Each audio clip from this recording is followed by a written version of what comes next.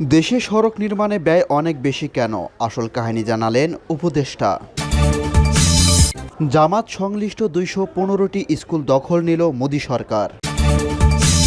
এদিকে আরও ৬ জেলেকে ধরে নিয়ে গেল আরাকান আর্মি।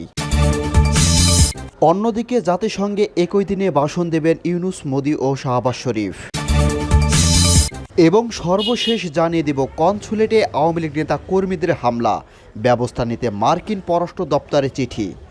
প্রিয় দর্শক, এতক্ষণ শুনলেন সংবাদ শিরোনাম, এবারে বিস্তারিত। দেশে সড়ক নির্মাণে ব্যয় অনেক বেশি কেন? আসল কাহিনী জানালেন উপদেষ্টা। প্রতিবেশী অনেক দেশের তুলনায় বাংলাদেশের সড়ক নির্মাণে ব্যয় অনেক বেশি দেখা গেছে বিগত আওয়ামী লীগ সরকারের ১৫ বছরে। এর নেপথ্য কারণ জানিয়েছেন সড়ক পরিবহন ও সেতু মন্ত্রণালয়ের উপদেষ্টা মোহাম্মদ ফাওজুল কবির খান। বলেছেন, আশেপাশের দেশের তুলনায় বাংলাদেশের সড়ক নির্মাণে ব্যয় অনেক বেশি, এগুলো কমাতে হবে। তিনি বলেন, রাস্তাঘাট দুর্নীতির একটা বড় ক্ষেত্র। এই দুর্নীতি কমালে এবং দেশের প্রকৌশলীরা যদি দেখেন তাহলে ২০ থেকে ৩০% পর্যন্ত রাস্তা নির্মাণে ব্যয় কমানো সম্ভব। সড়কের উপর নির্ভরতা কমাতে হবে। অন্য যেসব যাতায়াতের মাধ্যম আছে, রেলপথ, নদীপথ এবং বিমান, এসবের ব্যবহার বাড়াতে হবে। জামাত সংশ্লিষ্ট ২১৫টি স্কুল দখলে নিল মোদি সরকার।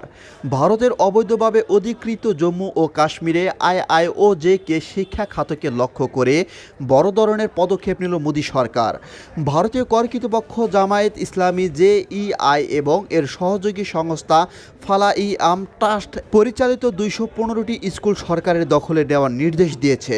কাশ্মীর মিডিয়া সার্ভিসের মতে, কাশ্মীর উপত্যকার 10টি জেলা জুড়ে অবস্থিত এই স্কুলগুলির মধ্যে কয়েকটি মুসলিম সম্প্রদায় পরিচালিত প্রাচীনতম প্রতিষ্ঠান রয়েছে। এই প্রতিষ্ঠানগুলি ইসলামী এবং আধুনিক উভয় শিক্ষা প্রদানের জন্য পরিচিত। কয়েক দশক ধরে এই স্কুলগুলি গ্রামীণ ও কাশ্মীর নগরীতে সাক্ষরতার বিকাশ এবং সাশ্রয়ী মূল্য শিক্ষা প্রদানে গুরুত্বপূর্ণ ভূমিকা পালন করে আসছে। আরও ৬ জেলেকে ধরে নিয়ে গেল আরাকান আর্মি। মিয়ানমারের সশস্ত্র বিদ্রোহী গোষ্ঠী আরাকান আর্মি এ সদস্যরা কক্সবাজারের টেকনাফের নাফ নদীর মোহনা থেকে আবারও একটি মাছ ধরার ট্রলার সহ বাংলাদেশি ৬ জেলেকে ধরে নিয়ে গেছে।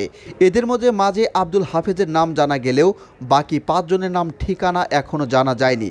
সাগর থেকে মাছ শিকার শেষে টেকনাফ ফেরা পথে মঙ্গলবার বেলা ১১টার দিকে শাহপুরীর দ্বীপের নাইখাংদিয়া নামের এলাকায় এই অপহরণের ঘটনা ঘটে। এই তথ্যটি নিশ্চিত করেছেন টেকনাফ পৌরসভার কায়ুকখালিয়া ঘাট ট্রলার মালিক সমিতির সাধারণ সম্পাদক আবুল কালাম। জাতিসংঘে একই দিনে ভাষণ দেবেন ইউনূস, মোদি এবং শাহবাজ শরীফ।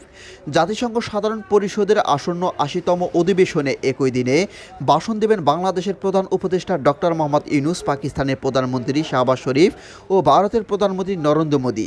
আগামী ২৩শে সেপ্টেম্বর নিউ ইয়র্কে এই অধিবেশন শুরু হবে, আর ২৬শে সেপ্টেম্বর এই ৩ নেতার ভাষণ দেওয়ার কথা রয়েছে।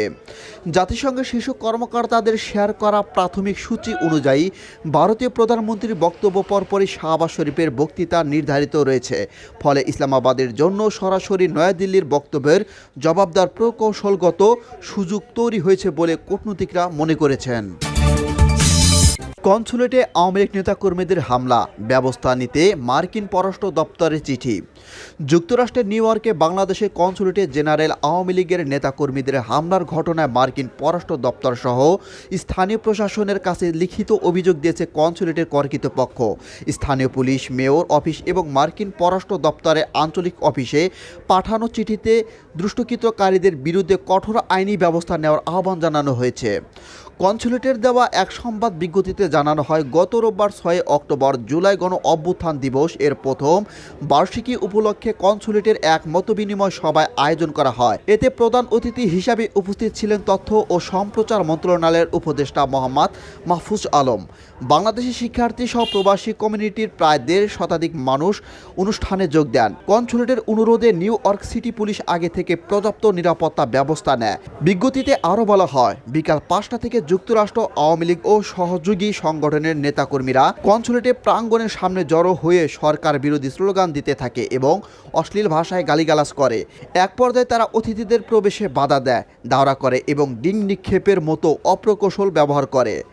এ সময় কনসুলেটের ভবনে এ সময় কনসুলেট ভবনে একটি কাচের দরজা আঘাত করলে তাতে বড় ফাটল সৃষ্টি হয়। তাৎক্ষণিকভাবে পুলিশ পরিস্থিতি নিয়ন্ত্রণে নেয় এবং কয়েকজনকে আটক করে।